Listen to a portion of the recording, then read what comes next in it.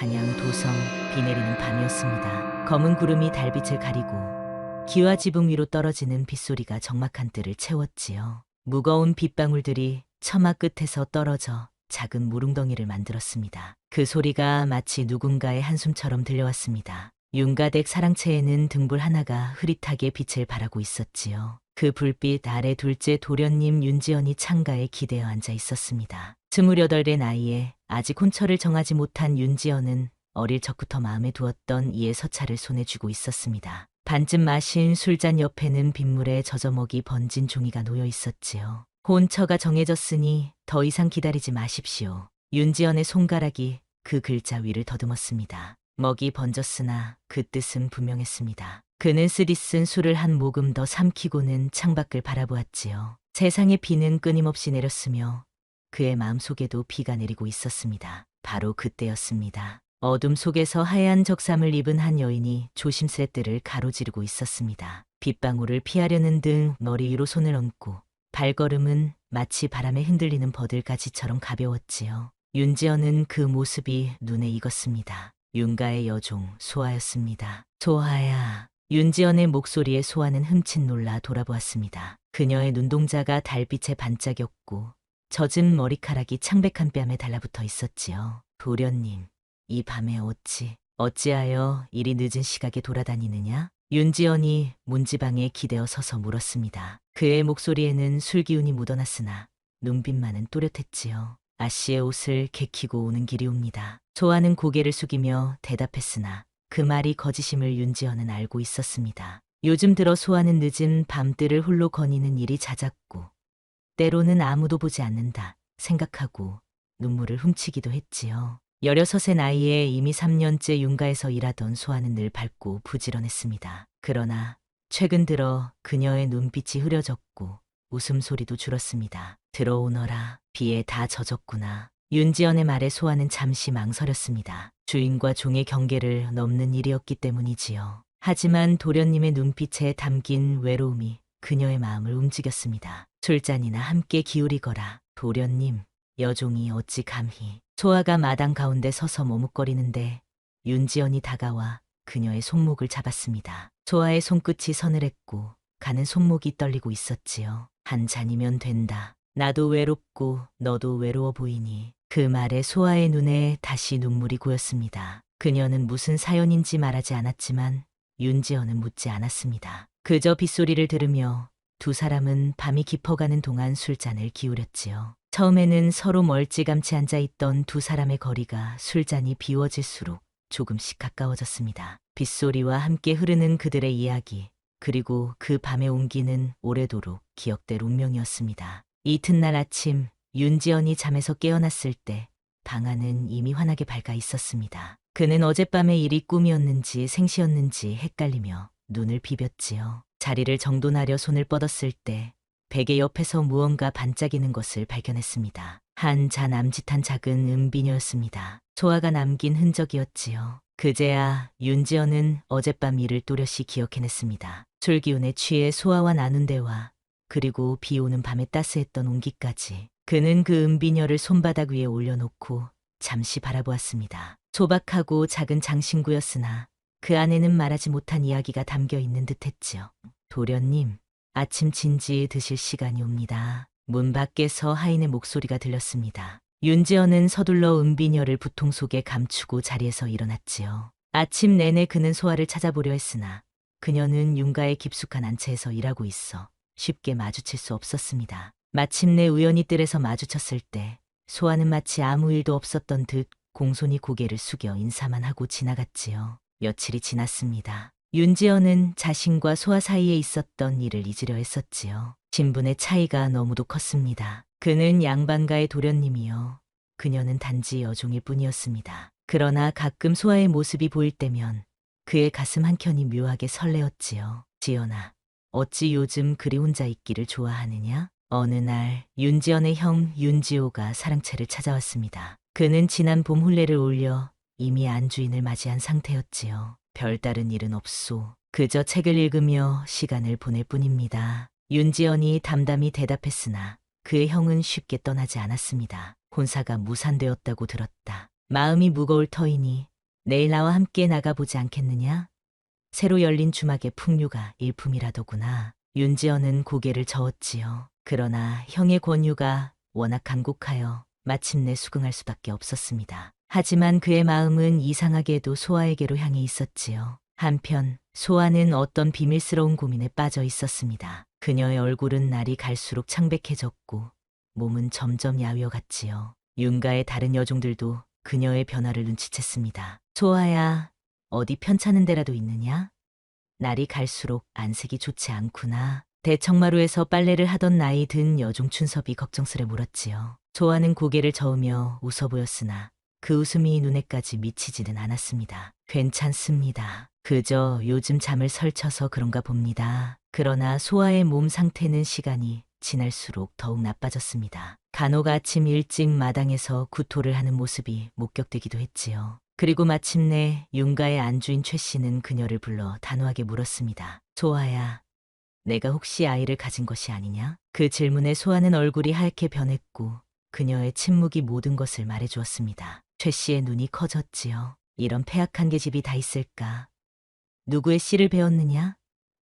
당장 실토하거라. 소아는 고개를 숙인 채 대답하지 않았습니다. 그저 떨리는 손으로 자신의 배를 감쌌을 뿐이었지요. 최 씨는 노여움을 참지 못하고 그녀의 뺨을 세차게 내리쳤습니다. 이 소식은 빠르게 윤가 전체에 퍼졌습니다. 여종 하나가 아이를 가졌다는 것, 그것도 아버지가 누군지도 모른 채로 말입니다. 윤지연은 이 소식을 우연히 하인들의 대화를 통해 듣게 되었지요. 그의 가슴이 철렁 내려앉았습니다. 그 여종이 소아라 하더이다. 안주인께서 당장 내쫓으라 하셨으나 큰마님이 일단 알아보자 하시는 중이랍니다. 그날 밤 윤지연은 잠을 이루지 못했습니다. 창문 너머로 보이는 달빛이 마치 소아의 창백한 얼굴처럼 느껴졌지요. 그는 자신과 소아 사이에 있었던 일을 떠올렸습니다. 그리고 마침내 끔찍한 진실을 깨달았습니다. 소아가 가진 아이, 그것은 자신의 아이일지도 모른다는 사실을 말입니다. 윤가의 규방 안, 마님과 안주인들이 모여 웅성거리고 있었습니다.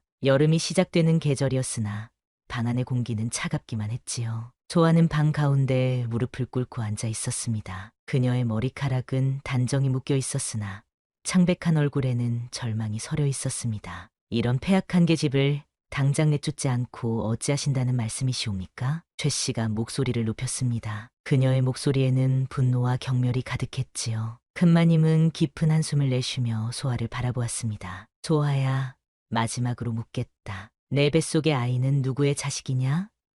바른대로 말하지 않으면 내가 이 집에서 살아갈 길은 없다. 소아는 고개를 더욱 숙였습니다. 그녀의 어깨가 미세하게 떨렸으나 입술은 굳게 다물어져 있었지요. 이 침묵이 어떤 결과를 가져올지 알면서도 소아는 끝내 입을 열지 않았습니다. 한편 윤지연은 창호지 문 너머에 숨어 그 모습을 지켜보고 있었습니다. 그의 가슴은 불안으로 가득 차 있었지요. 자신이 나서야 함을 알면서도 그 발걸음이 쉽게 떨어지지 않았습니다. 소아가 그토록 자신의 이름을 숨기는 이유가 무엇인지 윤지연은 이해할 수 없었습니다. 아씨, 그 아이는... 소아가 마침내 입을 열었습니다. 모두의 시선이 그녀에게 쏠렸지요. 윤지연의 마음이 철렁 내려앉았습니다. 그러나 소아는 다시 입을 다물었고 눈물만 뚝뚝 떨어뜨릴 뿐이었습니다. 말할 수 없사옵니다. 소아의 작은 목소리가 방 안에 퍼졌습니다. 최 씨가 녹이 띈 목소리로 소리쳤지요. 이 뻔뻔한 계집,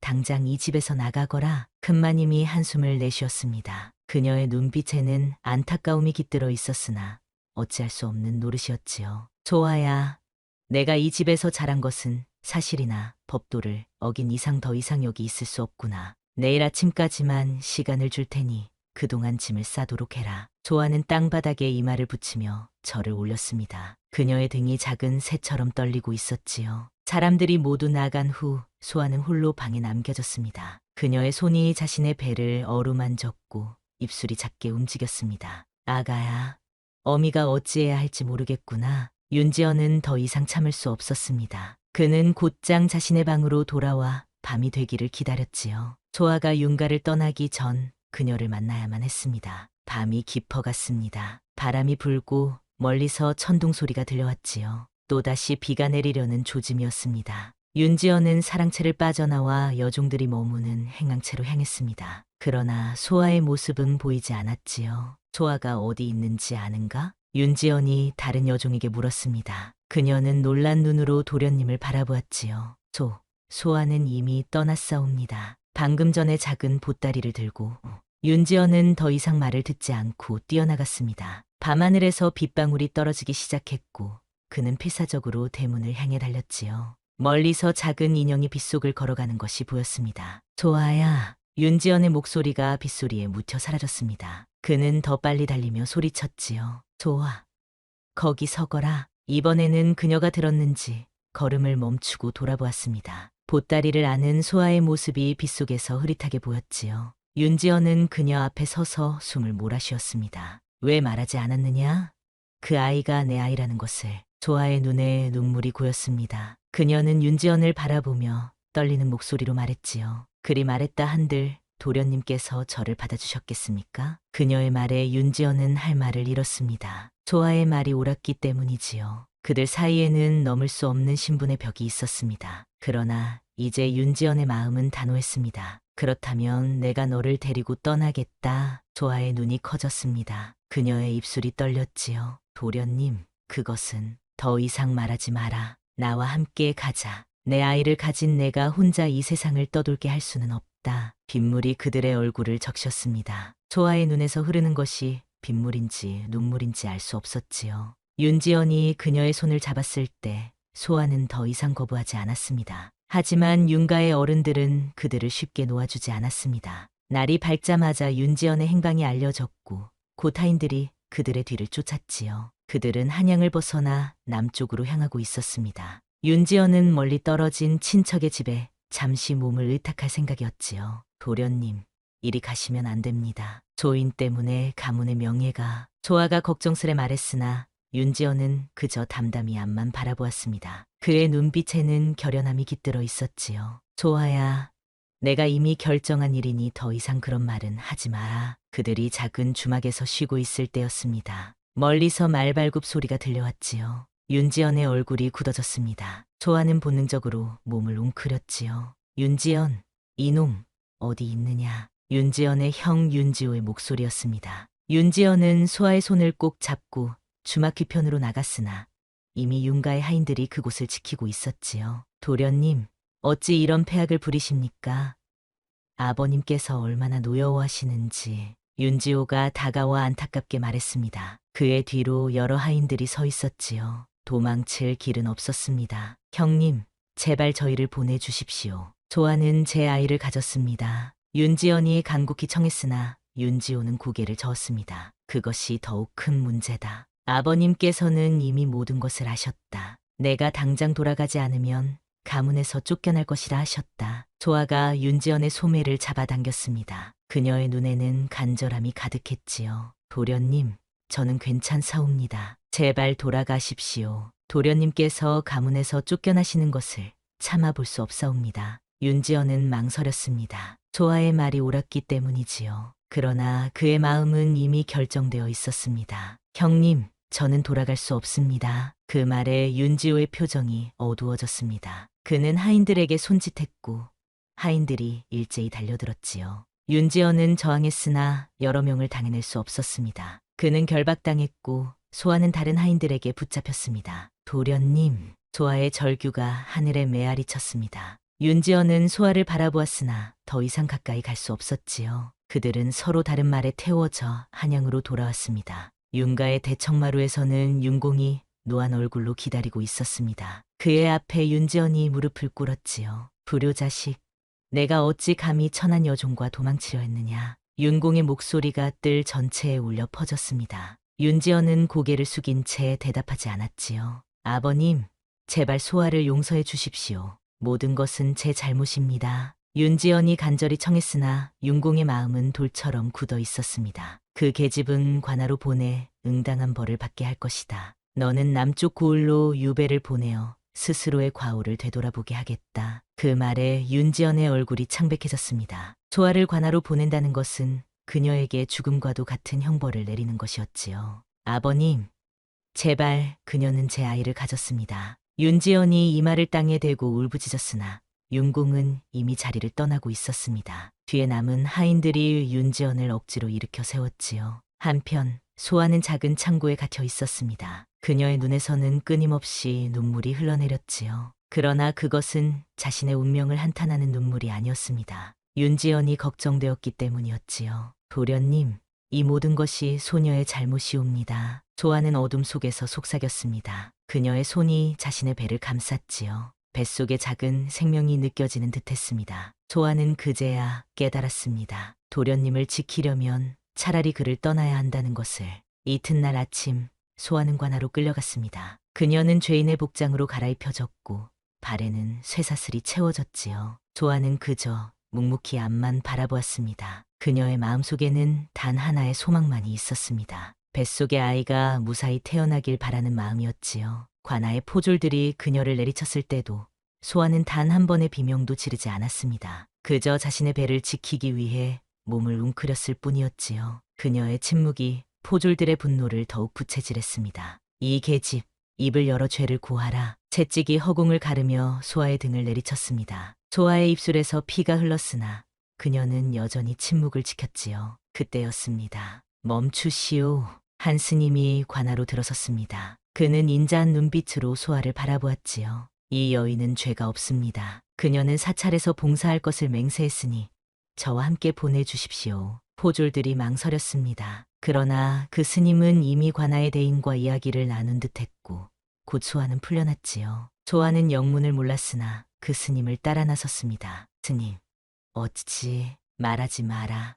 아가, 모든 것은 인연에 따라 이루어지는 법이니. 스님의 말에 소아는 고개를 숙였습니다. 그들은 한양을 벗어나 남쪽으로 향했지요. 소아는 뒤돌아보지 않았습니다. 그녀의 마음속에는 윤지연에 대한 그리움이 가득했으나 그를 위해서라도 이 길을 가야 한다고 믿었기 때문입니다. 윤지연은 남쪽 고을로 유배되어 작은 초가에서 지내게 되었습니다. 그는 매일 아침 해가 뜨기 전에 일어나 산길을 걸었지요. 그의 발걸음은 무거웠으나 마음은 더욱 무거웠습니다. 소아의 소식을 전혀 들을 수 없었기 때문입니다. 소아야, 잘 지내고 있느냐? 윤지연은 매일 밤하늘의 별을 바라보며 중얼거렸습니다. 같은 하늘 아래 어딘가에 소아가 있다고 생각하면 가슴이 저렸지요. 특히 비 오는 밤이면 더욱 그러했습니다. 빗소리가 그들이 처음 가까워졌던 그날 밤을 떠올리게 했기 때문입니다. 유배 생활이 3개월째 접어들었을 때였습니다. 한 노승이 윤지연을 찾아왔지요. 그는 먼 길을 걸어온 듯 지쳐 보였으나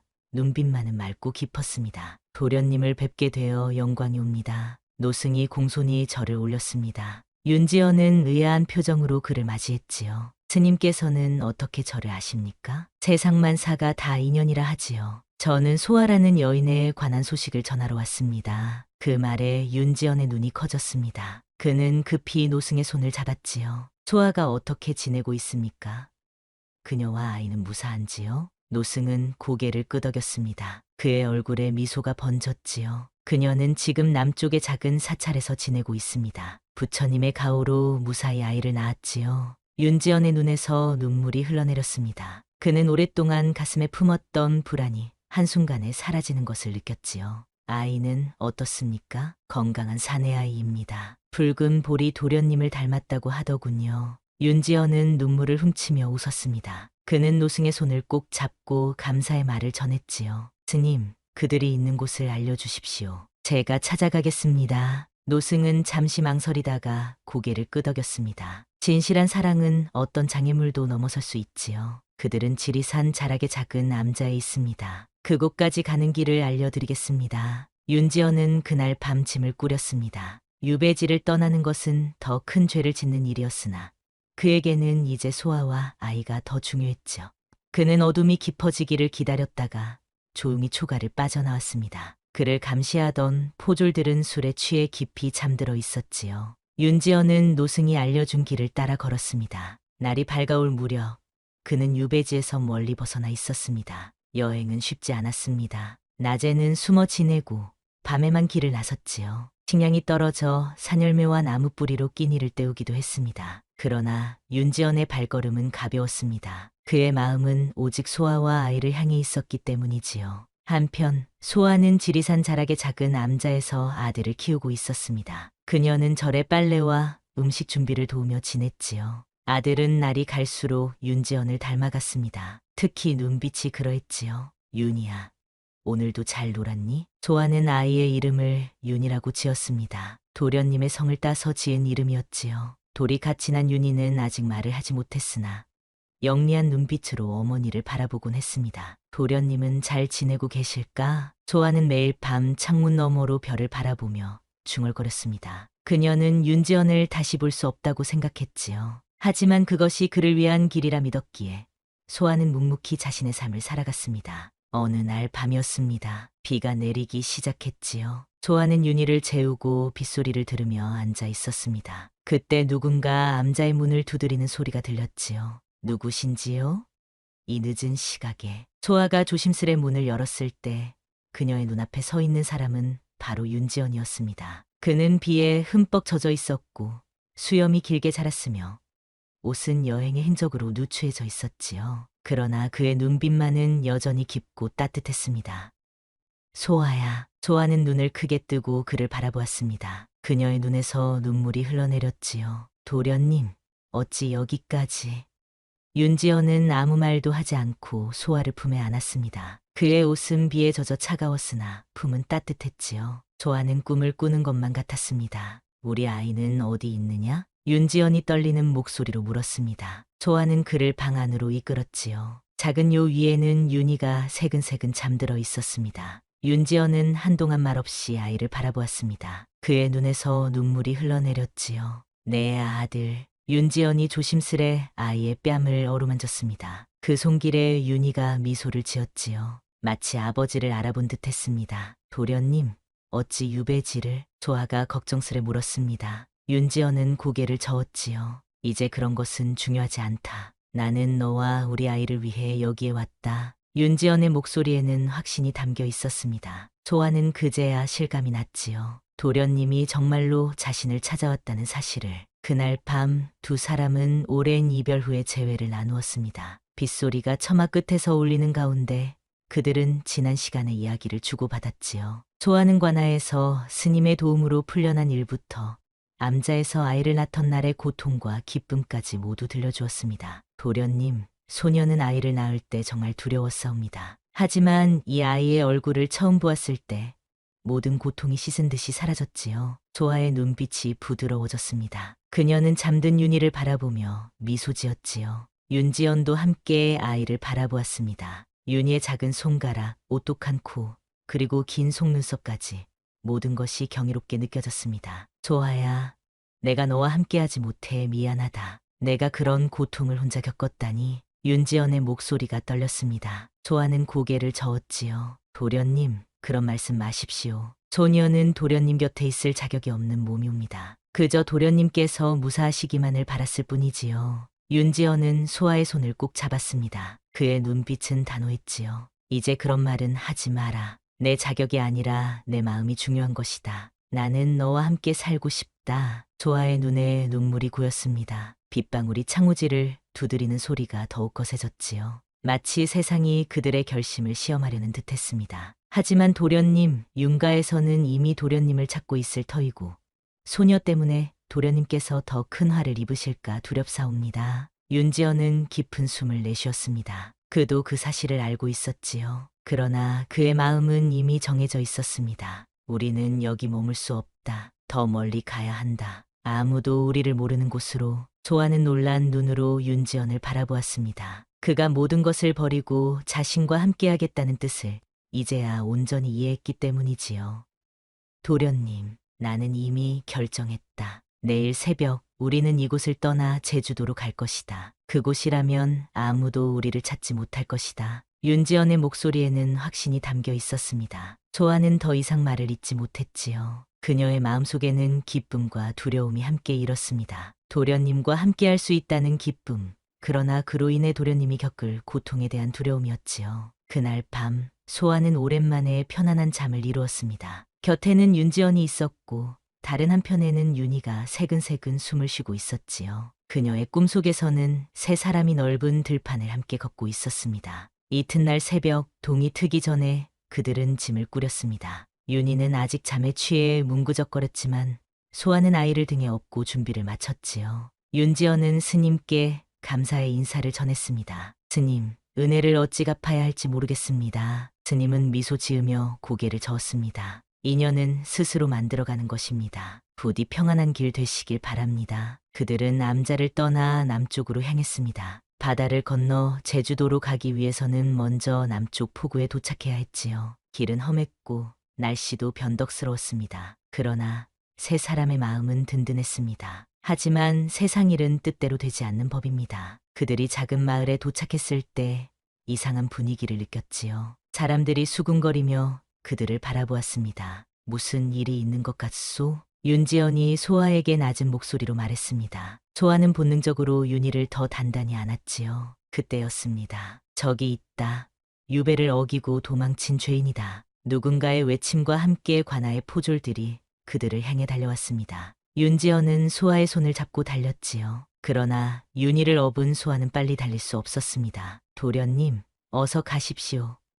소녀와 아이는 뒤에서 따라가겠습니다. 소아가 간절히 말했으나 윤지연은 그녀의 손을 더욱 꼭 잡았습니다. 절대 너희를 두고 가지 않을 것이다. 그들은 마을 뒷산으로 향했습니다. 숲이 우거진 곳이라면 포졸들을 따돌릴 수 있을 것이라 생각했지요. 그러나 포졸들의 발걸음도 빨랐습니다. 점점 그 거리가 좁혀졌지요. 숲속 깊은 곳, 그들은 잠시 숨을 고르기 위해 멈추었습니다. 소아의 얼굴은 창백했고 윤희는 울음을 터뜨리려 했지요. 윤지연은 급히 주변을 살폈습니다. 저기 동굴이 있다. 우선 그곳으로 들어가자. 그들은 작은 동굴로 들어갔습니다. 그곳은 어둡고 축축했으나 잠시 몸을 숨기기에는 충분했지요. 소아는 윤희를 달래며 작은 목소리로 노래를 불러주었습니다. 윤지연은 동굴 입구에서 경계를 늦추지 않았지요. 도련님, 이대로 가다가는 결국 잡힐 것입니다. 제발 소녀와 아이는 버려두고 도련님만이라도 떠나십시오. 소아의 눈에서 눈물이 흘러내렸습니다. 윤지연은 고개를 저었지요. 그런 말은 다시는 하지 마라. 나는 너희를 절대 떠나지 않는다. 윤지연의 목소리는 단호했습니다. 그러나 그들의 앞에 놓인 상황은 너무도 절망적이었지요. 포졸들의 목소리가 점점 가까워지고 있었습니다. 그때였습니다. 갑자기 하늘에서 천둥 소리가 울려 퍼졌고 비가 쏟아지기 시작했습니다. 마치 하늘이 그들을 도우려는 듯했지요. 빗소리가 포졸들의 발자국 소리를 덮었고 짙은 안개가 산을 감쌌습니다. 이것은 기회다. 윤지연이 소아를 일으켰습니다. 그들은 빗속을 뚫고 다시 걷기 시작했습니다. 빗물이 얼굴을 적셨으나 그들의 발걸음은 더욱 가벼워졌습니다. 포졸들의 목소리가 멀어져 갔지요. 비는 사흘 동안 계속 내렸습니다. 천지가 뒤엎어지는 듯한 폭우 속에서 세 사람은 산속 작은 움막을 찾아 몸을 숨겼지요. 움막은 비를 완전히 막아주지 못했고 바닥은 습기로 축축했습니다. 그러나 그곳은 그들에게 잠시나마 안식처가 되어주었습니다. 윤희가 열이 있는 것 같습니다. 소아가 걱정스러운 눈빛으로 말했습니다. 윤희의 이마는 뜨거웠고 작은 몸은 덜덜 떨리고 있었지요. 윤지연은 당황했습니다. 그는 양반가의 도련님으로 자라 아이를 돌보는 법을 알지 못했기 때문입니다. 어떻게 해야 하지? 아이가 젖었으니 우선 옷을 말려야 합니다. 소아는 침착하게 말했지만 그녀의 목소리에도 걱정이 묻어났습니다. 윤지연은 주변에서 마른 나뭇가지를 모아 작은 불을 피웠지요. 불빛이 움막 안을 비추자 윤희의 창백한 얼굴이 더욱 선명하게 보였습니다. 도련님, 산에서 자라는 열매가 있는데 그것으로 열을 내릴 수 있습니다. 소녀가 구해오겠습니다. 소아가 일어서려 하자 윤지연이 그녀의 팔을 잡았습니다. 밖은 아직 위험하다. 내가 가겠다. 그 열매가 어떻게 생겼는지만 말해다오. 소아는 잠시 망설이다가 고개를 끄덕였습니다. 그녀는 열매의 생김새와 자라는 장소를 자세히 설명했지요.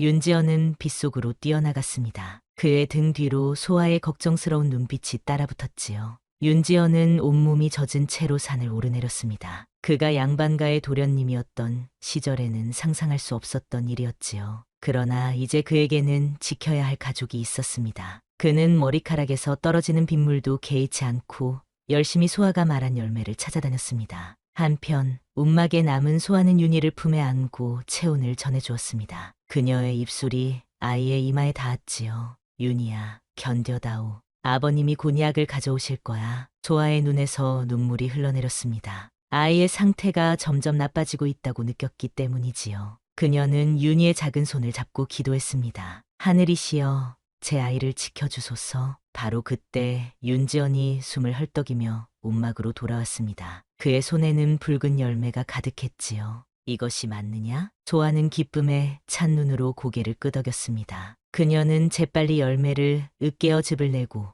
그것을 천에 적셔 윤희의 이마에 올려놓았지요. 또 일부는 물에 타서 아이의 입술에 조심스레 흘려넣었습니다. 이것이 효과가 있을까? 윤지연이 걱정스레 물었습니다. 조아는 희미하게 웃었지요. 조녀의 고향에서는 아이들이 열이 나면 늘 이 열매를 사용했습니다. 반드시 나아질 것입니다. 둘은 밤새 번갈아가며 윤희를 돌보았습니다. 윤지연은 불이 꺼지지 않게 나무를 더했고 소아는 아이의 이마에 계속해서 열매즙을 바르며 체온을 확인했지요. 그들의 눈에는 피로가 가득했으나 그 누구도 잠을 청하지 않았습니다. 새벽이 밝아올 무렵 기적처럼 윤희의 열이 내리기 시작했습니다. 아이의 볼이 조금씩 붉어졌고 호흡도 안정되었지요. 조아와 윤지연은 안도의 한숨을 내쉬었습니다. 도련님, 아이가 나아지고 있습니다. 조아의 목소리에 기쁨이 묻어났습니다. 윤지연은 그제야 긴장이 풀려 움막의 벽에 기대어 앉았지요. 그의 눈에서는 피로가 역력했습니다. 도련님,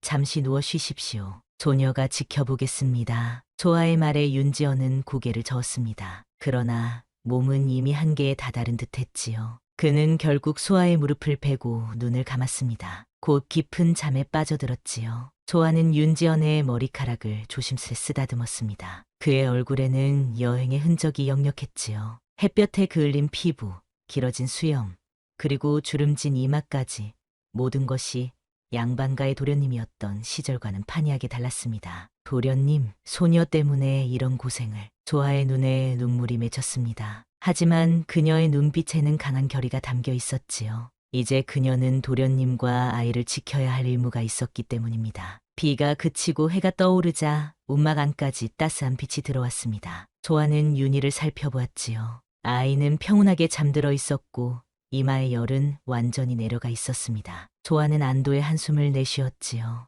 이제 괜찮을 거야. 조아가 중얼거렸을 때 윤지연이 눈을 떴습니다. 그는 잠시 혼란스러운 듯했으나 곧 상황을 파악하고 일어났지요. 윤희는 어떠냐? 열이 내렸습니다. 아침에는 죽을 먹일 수 있을 것 같습니다. 윤지연은 안도의 미소를 지었습니다. 그는 조심스레 윤희의 볼을 어루만졌지요. 아이는 잠결에 아버지의 손길을 느꼈는지 작은 입술을 오물거렸습니다. 정말 나의 아들이구나. 윤지연의 목소리에는 감동이 가득했습니다. 그는 소아를 바라보았지요. 그녀의 얼굴에도 피로가 가득했지만 그 눈빛만은 여전히 맑고 강인했습니다. 조아야, 고맙다. 내가 없었다면 우리 아이는. 조아는 고개를 저었습니다. 그녀의 입가에 미소가 번졌지요. 도련님, 이제 우리는 가족이 아니옵니까?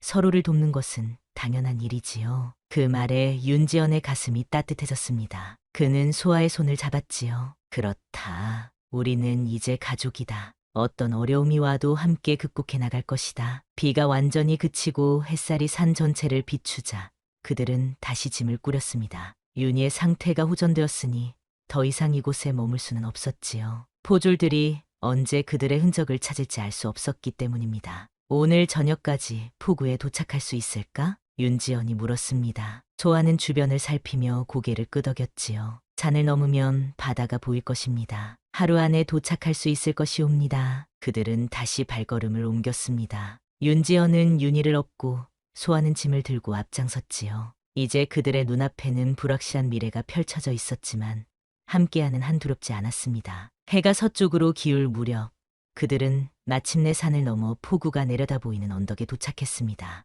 넓은 바다가 저 멀리 펼쳐져 있었고 작은 어촌 마을이 해변을 따라 자리하고 있었지요. 윤지연과 소아는 잠시 그 풍경을 바라보며 숨을 고르다가 서로를 마주보고 미소 지었습니다. 저기가 우리의 새로운 시작이 될 곳입니다. 조아가 작은 목소리로 말했습니다. 윤지연은 고개를 끄덕였지요. 그의 품에 안긴 윤희는 이제 완전히 회복되어 주변 경치를 호기심 어린 눈으로 둘러보고 있었습니다. 바다. 윤희가 작은 손가락으로 가리키며 생애 처음으로 내뱉은 말이었습니다. 윤지연과 소아는 놀라움과 기쁨으로 서로를 바라보았지요. 그렇다, 윤희야. 저기는 바다란다. 우리는 저 바다를 건너 새로운 삶을 시작할 것이다. 윤지연이 감격에 찬 목소리로 말했습니다. 소아의 눈에 기쁨의 눈물이 고였지요. 그들은 조심스럽게 언덕을 내려가기 시작했습니다. 포구에 도착하면 제주도로 가는 배를 찾아야 했지요. 그러나 포구에 가까워질수록 그들의 마음은 다시 긴장되었습니다. 마을 사람들의 시선이 그들에게 쏠렸기 때문이지요. 세 사람의 모습은 분명 여행자처럼 보였지만 그들의 옷차림과 행색은 평범한 여행자와는 달랐습니다. 저 사람들 뭔가 수상해 보이는구먼. 한 노인이 작은 목소리로 중얼거렸습니다. 다른 주민들도 수군거리기 시작했지요. 윤지연은 소아의 손을 꼭 잡았습니다. 겁내지 마라. 우리는 그저 제주도로 가는 배를 타러 온 여행자일 뿐이다. 그들은 포구의 선착장으로 향했습니다. 여러 척의 배가 정박해 있었지요. 윤지연은 용기를 내어 한 뱃사람에게 다가갔습니다. 혹시 제주도로 가는 배가 있습니까? 뱃사람은 그들을 위아래로 훑어보더니 고개를 끄덕였습니다. 내일 아침 일찍 떠나는 배가 있지. 하지만 값이 만만치 않을 텐데. 윤지연은 주머니에서 얼마 남지 않은 돈을 꺼내 보였습니다. 그의 손에는 유배되기 전 몰래 챙겨둔 금부치 몇 개가 들려 있었지요. 뱃사람의 눈이 반짝였습니다. 이 정도면 충분하겠군. 내일 동이 트기 전에 저 큰 배로 오시게. 윤지연은 안도의 한숨을 내쉬었습니다. 첫 번째 관문을 통과한 것이지요. 이제 그들은 내일 아침까지 안전한 곳에서 밤을 보내야 했습니다. 저기 작은 주막이 있습니다. 하룻밤 묵어가는 것이 좋겠습니다. 소아가 손짓했습니다. 윤지연은 고개를 끄덕였지요. 그들은 조용히 주막으로 향했습니다. 주모는 그들을 의심스러운 눈초리로 바라보았으나 윤지연이 돈을 보이자 곧 방을 내주었습니다. 식사도 필요하신지요? 네. 아이에게 줄 죽도 부탁드립니다. 그들은 작은 방에 짐을 풀었습니다. 방은 허름했지만 지난 며칠간 산속에서 지냈던 것에 비하면 천국과도 같았지요. 소아는 윤희를 씻기고 깨끗한 옷으로 갈아입혔습니다. 윤지연은 창밖을 내다보며 경계를 늦추지 않았지요. 내일이면 정말로 새로운 삶이 시작되는 걸까? 윤지연이 중얼거렸습니다. 소아는 그의 곁으로 다가와 조용히 손을 잡았지요. 분명 그럴 것입니다. 제주도에서는 아무도 우리를 모를 것이고 우리는 그저 평범한 가족으로 살아갈 수 있을 것입니다. 윤지연은 소아를 바라보았습니다. 그녀의 눈빛에는 확신과 희망이 담겨 있었지요. 그는 소아의 손을 꼭 쥐었습니다. 그렇다. 우리는 반드시 행복해질 것이다. 그날 밤 그들은 오랜만에 따뜻한 식사를 하고 평온한 잠자리에 들었습니다. 윤희는 부모의 품에 안겨 깊은 잠에 빠져들었지요. 그러나 윤지연과 소아는 쉽게 잠들지 못했습니다. 내일을 향한 기대와 불안이 교차했기 때문이지요. 한밤중이었을까요? 갑자기 밖에서 소란스러운 소리가 들려왔습니다. 말발굽 소리와 사람들의 외침이 뒤섞여 있었지요. 윤지연은 화들짝 놀라 일어났습니다. 도련님, 포졸들인 것 같습니다. 소아의 얼굴이 창백해졌습니다. 윤지연은 재빨리 창문을 통해 밖을 내다보았지요. 여러 명의 포졸들이 주막 주변을 둘러싸고 있었습니다. 어서 일어나거라. 우리는 여기서 나가야 한다. 윤지연이 급히 짐을 챙겼습니다. 소아도 서둘러 윤희를 안고 일어났지요. 그러나 이미 주막의 문이 거칠게 열리는 소리가 들렸습니다. 방을 모두 뒤져라. 반드시 찾아내야 한다. 윤지연의 눈이 크게 떠졌습니다. 그들이 숨어있는 방까지 포졸들이 오는 것은 시간 문제였지요. 윤지연은 필사적으로 주변을 살폈습니다. 창문 밖으로 나가는 것도 위험했습니다. 포졸들이 이미 주막을 둘러싸고 있었기 때문이지요. 바로 그때였습니다. 갑자기 방문을 두드리는 소리가 들렸습니다. 그들은 굳어버렸지요. 그러나 문 밖에서 들려온 것은 포졸의 목소리가 아니었습니다. 어서 오십시오. 저를 따라오시면 됩니다. 주모의 작은 목소리였습니다. 윤지연은 망설였지만 다른 선택지가 없었지요. 그는 조심스레 문을 열었습니다. 주모는 그들을 급히 손짓했지요. 뒷문으로 나가십시오. 제 남편이 배를 준비해 두었습니다. 지금 떠나면 포졸들을 따돌릴 수 있을 것입니다. 윤지연과 소아는 의아했지만 주모를 따라 뒷문으로 나갔습니다. 좁은 길을 통해 그들은 바다로 향했지요. 해변가에는 작은 배 한 척이 기다리고 있었습니다. 어서 타십시오. 이 배로 가면 제주도까지 갈 수 있습니다. 주모의 남편이 그들을 재촉했습니다. 윤지연은 고개를 끄덕이고 소아와 윤희를 배에 태웠지요. 왜 우리를 도와주시는 것입니까? 윤지연이 의아해하며 물었습니다. 주모는 잠시 망설이다가 대답했지요. 저도 한때는 신분의 벽에 가로막혀 사랑하는 이와 헤어져야 했습니다. 그런 아픔을 또 다른 이들이 겪게 하고 싶지 않습니다. 그 말에 윤지연과 소아는 깊은 감사의 마음을 전했습니다. 주모의 남편이 노를 저었고 배는 조용히 바다로 나아갔지요. 뒤에서는 포졸들의 외침이 들렸지만 어둠 속에서 그들의 작은 배를 찾아내기는 힘들었습니다. 바람이 불고 파도가 일었습니다. 그러나 그것은 그들을 막기보다는 오히려 도왔지요. 바다의 넓은 품 속에서 그들의 흔적은 완전히 사라졌습니다. 동이 트기 시작했을 때 그들은 이미 포구에서 멀리 떨어져 있었습니다. 소아는 윤희를 품에 안고 잠들어 있었고 윤지연은 배의 키를 잡고 있었지요. 동쪽 하늘에서 떠오르는 태양이 그들의 얼굴을 비추었습니다. 소아야, 일어나거라. 새로운 날이 밝았다. 윤지연의 목소리에 소아가 눈을 떴습니다. 그녀는 잠시 혼란스러워하다가 배 위에 있다는 것을 깨닫고 일어났지요. 윤희도 함께 깨어나 호기심에 찬 눈으로 주변을 바라보았습니다. 저기 보이는 것이 제주도입니다. 윤지연이 가리킨 곳에는 희미하게 섬의 윤곽이 보였습니다. 소아의 눈에 눈물이 맺혔지요. 드디어 우리 가족이 함께할 수 있는 곳. 그녀의 목소리가 떨렸습니다. 윤지연은 소아와 윤희를 품에 안았지요. 바다 위에서 그들의 그림자가 하나로 어우러졌습니다. 이제부터 우리는 새로운 이름으로 살아갈 것이다. 더 이상 양반도 여종도 아닌 그저 평범한 가족으로. 윤지연의 목소리에는 확신이 담겨 있었습니다. 소아는 고개를 끄덕였지요. 무슨 이름으로 살아가면 좋을까요? 윤지연은 잠시 생각에 잠겼다가 대답했습니다. 바다에서 새 삶을 얻었으니 해씨로 살아가는 것이 어떨까? 해지연, 해소아, 그리고 혜윤이. 소아는 미소 지었습니다. 그 이름이 마음에 들었기 때문이지요. 새로운 시작이 될 것입니다. 우리 가족의 진정한 시작이. 배는 계속해서 제주도를 향해 나아갔습니다. 그들의 앞에는 불확실한 미래가 펼쳐져 있었지만 더 이상 두렵지 않았습니다. 함께 있는 한 어떤 어려움도 이겨낼 수 있다는 확신이 있었기 때문이지요. 그날 저녁 제주도의 작은 포구에 도착한 그들은 새로운 삶을 시작했습니다. 윤지연은 그를 가르치는 훈장이 되었고 소아는 약초를 다루는 솜씨로 마을 사람들의 신뢰를 얻었지요. 윤희는 제주의 자유로운 바람 속에서 건강하게 자라났습니다. 때로는 한양에 대한 그리움이 그들을 찾아오기도 했습니다. 특히 별이 총총한 밤이면 소아는 윤가의 뜰에서 보냈던 시간들을 떠올리곤 했지요. 그러나 그 그리움조차도 곁에 있는 가족들로 인해 따뜻한 추억으로 변해갔습니다. 세월이 흘러 윤희가 5살이 되었을 때 그들은